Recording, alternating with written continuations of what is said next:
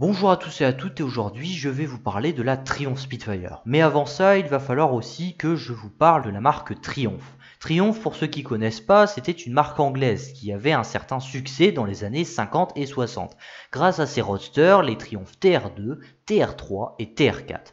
Mais Triumph voulait alors tester autre chose et proposer un roadster, mais un roadster abordable. Ils vont alors se baser sur un châssis de triomphérale raccourci et demander au designer italien Giovanni Michelotti de designer l'auto. La voiture sera conçue par Harry Webster qui construira le premier prototype en avril 1961. La voiture sera alors nommée Triumph Spitfire 4 en référence aux avions de chasse anglais de la Seconde Guerre mondiale. Le chiffre 4 lui fait référence à son moteur 4 cylindres 1150 cm3 de 63 chevaux pour 148 km/h en vitesse de pointe, ce qui en fait une petite sportive. L'idée aussi d'avoir pris le chiffre 4, c'était pour pas la confondre avec la Triumph GT6 qui elle reprend la même base mais en faisant un coupé, mais pour ce qui est du moteur ça n'a rien à voir, c'est un 6 cylindres alors que la Spitfire c'est un 4 cylindres, d'où l'idée voilà, du 4 et du 6. Mais bon, la GT6, je ne vais pas en parler maintenant, on l'abordera sur notre vidéo, on va se recentrer plutôt sur la Spitfire. Bon, l'auto, par souci d'économie, en fait, devra se contenter de vieilles suspensions à lame à l'arrière, contrairement à l'avant, où ce sont des ressorts hélicoïdaux. Pour les freins, c'est un peu la même chose, c'est tambour à l'arrière et frein à disque à l'avant. Pour ce qui est de la partie intérieure de l'auto, c'est bien garni et c'est très confortable. Comme beaucoup de roadsters, en revanche, il n'y a que 2 places et non 4. La boîte de vitesse, elle, est à 4 rapports, mais la première n'est malheureusement pas synchronisée. Ce qui veut dire que quand vous êtes en seconde et que vous voulez repasser en première, vous êtes obligé de vous arrêter complètement pour passer la première, sinon vous risquez de casser la boîte. En revanche, la boîte de vitesse sera équipée d'un système d'overdrive qui agit sur la troisième et la quatrième vitesse. L'overdrive est en fait un système qui permet d'ajouter un gain de 1000 tours minutes supplémentaires à la voiture. Ça remplace en fait la cinquième vitesse. Pour ce qui est des proportions de l'auto, elle mesure 3,68 mètres de long, 1,44 mètres de large, 1,2 mètres de haut et dispose d'un empattement de 2,1 mètres et d'un poids vide de 700 kg. La Spitfire va commencer sa phase de commercialisation en octobre 1962 et rencontre alors un rapide succès, notamment auprès d'une clientèle jeune. Surtout que l'auto freine bien et dispose d'une excellente maniabilité. A noter que les Spitfire pouvaient également disposer d'un toit hardtop en option. 2 ans plus tard, en décembre 1964, arrive alors la Triumph Spitfire 4 MK2. C'est la même auto, mais avec de nombreux défauts corrigés. Et son moteur est amélioré, désormais il atteint 67 chevaux pour 150 km/h en vitesse de pointe. L'auto dispose de quelques changements dans l'habitacle, les sièges sont plus confortables, l'auto dispose de nouvelles jantes et de nouvelles poignées de porte. En janvier 1967, Triumph présente la troisième génération de sa Spitfire. Triumph décide de retirer le chiffre 4 de l'auto, la voiture se nomme juste Triumph Spitfire MK3. La façade change un peu avec l'ajout d'un nouveau pare-choc, d'une nouvelle calandre et de nouveaux clignotants. La face arrière change un peu également. Triumph ajoute aussi des feux de recul à côté des feux de position et un pare-choc arrière en une seule pièce. Pour ce qui est du moteur, il gagne un peu en puissance grâce à l'arrivée de 2 carburateurs, il passe de 1147 à 1296 cm3, 75 chevaux pour 160 km/h en vitesse de pointe. Les proportions de la voiture changent un peu, la longueur passe à 3,7 mètres et la largeur à 1,45 m. Le poids vide est désormais de 748 kg, ça s'explique avec l'ajout d'un moteur un peu plus puissant.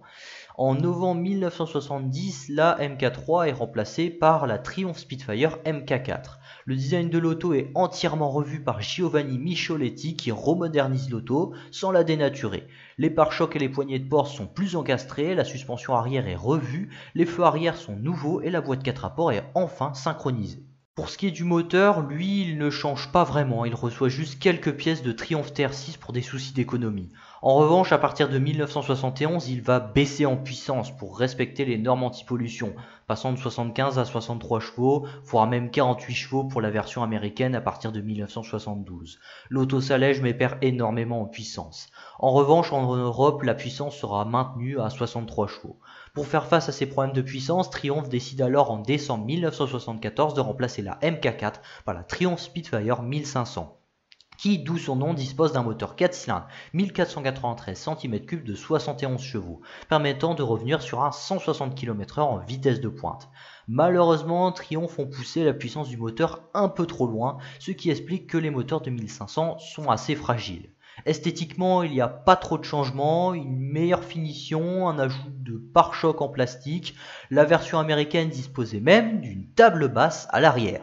Vous me croyez pas? Bah, regardez la taille du pare-choc arrière. Bon, plus sérieusement, s'il est aussi gros, c'est à cause des normes de sécurité. Mais franchement, on dirait presque une table basse à la limite.